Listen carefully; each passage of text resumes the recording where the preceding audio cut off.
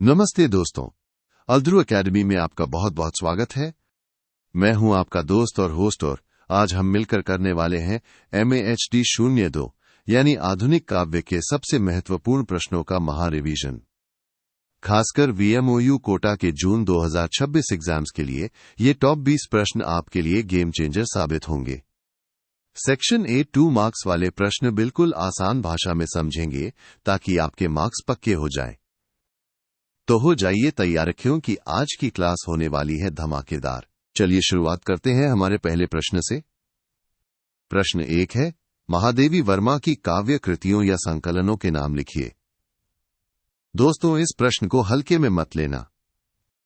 ये देखिए, जून दिसंबर 2020, दिसंबर 2016, दिसंबर 2019, जून 2018, दिसंबर 2018 कितनी बार पूछा गया है। ये तो समझोचपा हुआ मिलेगा आपको एग्जाम में। इसे तो रट ही लेना है। तो इसका सीधा सा जवाब हेमादेवी वर्मा जी की प्रमुख काव्य कृतियां हैं निहार, रश्मि, नीरजा, सांध्य गीत और दीपशिखा। ये 5 नाम आपको बिल्कुल याद रखने हैं। बढ़ते हैं अगले प्रश्न की ओर। प्रश्न 2 कहता है, स्नेह निर्झर बह गया है कविता का मूल भाव, संवेदना या आशय स्पष्ट कीजिए। और फिर से ये प्रश्न भी कम महत्वपूर्ण नहीं है। दिसंबर 2016, जून 2024, जून 2018, जून 2022 में आया है। मतलब इसकी भी पूरी संभावना है कि ये आपको एग्जाम में दिख जाए। इस कविता का मूल भाव है जीवन की नश्वरता, यानी जीवन कितना क्षण भंगुर है, और कवि की निराशा को ये कविता बहुत ही खूबसूरती से व्यक्त करती है। अब आता है प्रश्न 3, छायावाद चतुष्टय या छायावाद के 4 स्तंभों के नाम लिखिए। ये तो बहुत ही बेसिक और इंपॉर्टेंट सवाल है दोस्तों। DEC 2022, दिसंबर 2016, दिसंबर 2023 में आया है। ये तो आपको पता होना ही चाहिए। और इसका जवाब है छायावाद के 4 स्तंभ हैं। जयशंकर प्रसाद, सुमित्रा नंदन, पंत, सूर्यकांत त्रिपाठी, निराला और हमारी महादेवी वर्मा जी। इन्हें याद रखना बहुत आसान है। प्रश्न 4 है, निराला जी की कविता में अकेला का मूल भाव या भावबोध स्पष्ट कीजिए। ये भी एक महत्वपूर्ण प्रश्न है जो JUN DEC 2020, दिसंबर 2018, दिसंबर 2021 में पूछा गया है। ध्यान से सुनिएगा इसका जवाब। तो देखिए, निराला जी की ये कविता में अकेला दर्शाती है अकेलापन और जीवन भर के संघर्षों के बाद वृद्धावस्था को शांतिपूर्ण तरीके से स्वीकार करना। बहुत ही गहरा भाव है इसमें। अगला प्रश्न 5, नागार्जुन का मूल या पूरा नाम क्या था। ये भी कई बार पूछा गया है। दिसंबर 2022, दिसंबर 2017, जून 2022 में। ये तो आपको पता होना ही चाहिए। नागार्जुन जी का मूल नाम था वैद्यनाथ मिश्र। बिल्कुल सीधा और सरल जवाब। दोस्तों, अगर आप भी चाहते हैं अपने MAHD 02 के एग्जाम में 75% से ज्यादा मार्क्स लाना, तो ये मौका मत छोड़ना। हमने आपके लिए तैयार की है एक पूरी सब्जेक्ट गाइड PDF, जिसमें ऐसे ही और भी बहुत सारे महत्वपूर्ण प्रश्न और उनके जवाब हैं। अपनी तैयारी को पक्का करने के लिए इस पूरी PDF गाइड को अभी डाउनलोड करें। इसका डायरेक्ट लिंक आपको नीचे डिस्क्रिप्शन बॉक्स में मिल जाएगा। अभी क्लिक करें और अपनी सफलता सुनिश्चित करें। चलिए अब देखते हैं प्रश्न 6, साकेत महाकाव्य के नायक नायिका के नाम लिखिए। ये भी एक बहुत ही कॉमन और जरूरी सवाल है जो दिसंबर 2015, जून 2022, दिसंबर 2023 में आया है।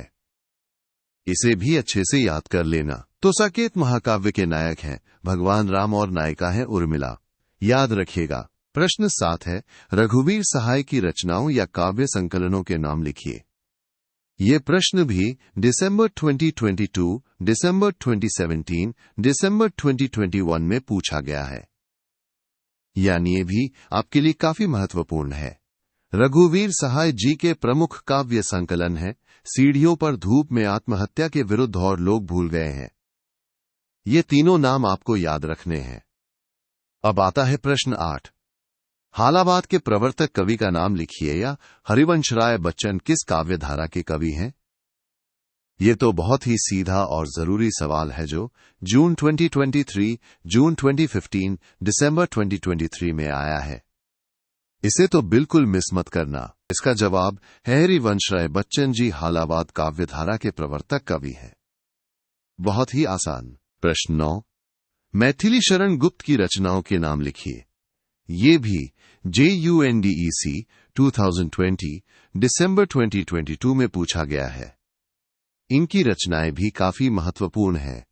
मैथिली शरण गुप्त जी की प्रमुख रचनाएं हैं साकेते शोधरा और भारत भारती। ये तीनों नाम आपके टिप्स पर होने चाहिए। आधा सफर तय कर लिया है हमने। अब है प्रश्न 10। प्रकृति का सुकुमार कवि किसे कहा जाता है?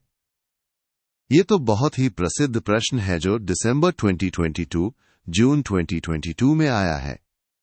इसका जवाब तो आपको पता ही होगा। जी हां, बिल्कुल सही।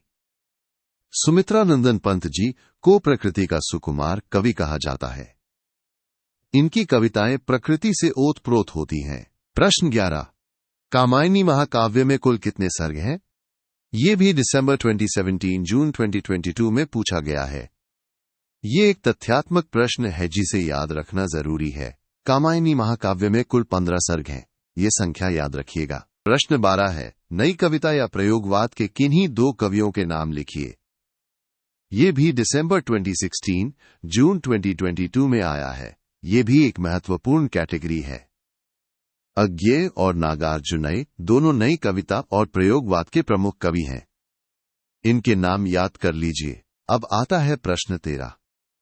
महादेवी वर्मा की गद्य या संस्मरण कृतियों के नाम लिखिए। ये भी दिसंबर 2017 जून 2023 में पूछा गया है। महादेवी वर्मा जी की गद्य रचनाएं भी उतनी ही महत्वपूर्ण हैं। महादेवी वर्मा जी की प्रमुख गद्य और संस्मरण कृतियां हैं अतीत के चलचित्र स्मृति की रेखाएं, पथ के साथी और मेरा परिवार। ये सभी उनकी अद्भुत रचनाएं हैं। प्रश्न 14। नहुष और विष्णुप्रिया खंड काव्य के रचयिता का नाम लिखिए। ये भी जून 2018 जून 2022 में आया है। ये भी एक जरूरी प्रश्न है। इन दोनों खंड काव्यों नहुष और विष्णुप्रिया के रचयिता है मैथिली शरण गुप्त जी। प्रश्न 15। सुमित्रानंदन पंत को प्रकृति का सुकुमार्या कोमल कल्पना का कवि क्यों कहा जाता है?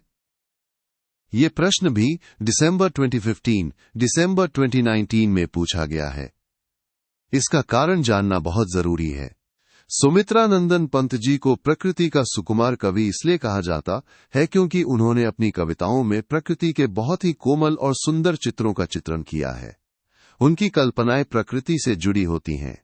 और हां दोस्तों, सिर्फ MAHD 02 ही नहीं, अल्दरू अकेडमी पर आपको MAHD के बाकी सभी सब्जेक्ट्स जैसे MAHD 01, MAHD 03, MAHD 04 और अन्य सभी विषयों की प्रीमियम गाइड्स भी मिल जाएंगी।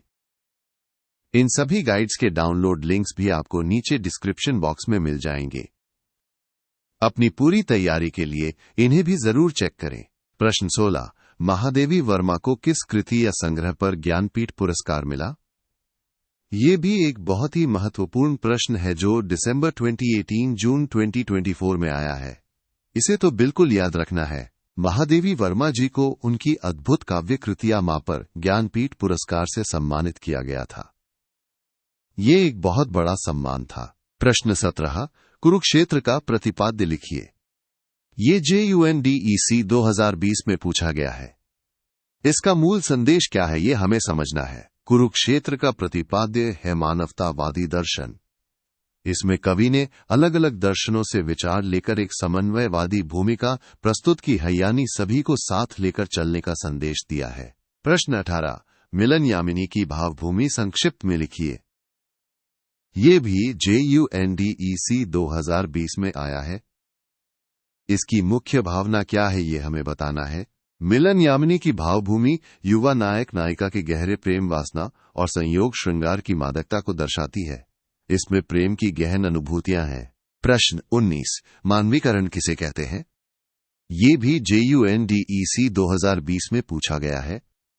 ये एक साहित्यिक अवधारणा है जिसे समझना जरूरी है। मानवीकरण का मतलब है जब हम निर्जीव चीजों या प्रकृति को इंसानों की तरह काम करते हुए या भावनाएं व्यक्त करते हुए दिखाते हैं। जैसे बादल हंस रहे हैं, फूल मुस्कुरा रहे हैं। और अब हमारा आखिरी प्रश्न, प्रश्न 20। सुमित्रानंदन पंत को किस कविता संग्रह पर साहित्य अकादमी पुरस्कार मिला? ये भी JUNDEC 2020 में आया है। ये भी एक बहुत ही महत्वपूर्ण जानकारी है। सुमित्रानंदन पंत जी को उनके कविता संग्रह कला और बूढ़ा चांद पर साहित्य अकादमी पुरस्कार से सम्मानित किया गया था। तो दोस्तों, ये थे हमारे MAHD 02 आधुनिक काव्य के टॉप 20 सबसे महत्वपूर्ण प्रश्न। मुझे पूरी उम्मीद है कि इस सेशन से आपकी तैयारी को एक नई दिशा मिली होगी। अपने एग्जाम के लिए आपको बहुत बहुत शुभकामनाएं। जी जान लगाकर मेहनत कीजिए, क्योंकि याद रखिए मेहनत का फल सफलता है। इस वीडियो को लाइक करना, दोस्तों के साथ शेयर करना और अल्ध्रुव एकेडमी को सब्सक्राइब करना बिल्कुल मत भूलना। और हाँ, डिस्क्रिप्शन बॉक्स जरूर चेक करना, वहां आपके लिए बहुत कुछ है। बेस्ट ऑफ लक मेरे प्यारे विद्यार्थियों, मिलते हैं अगली क्लास में।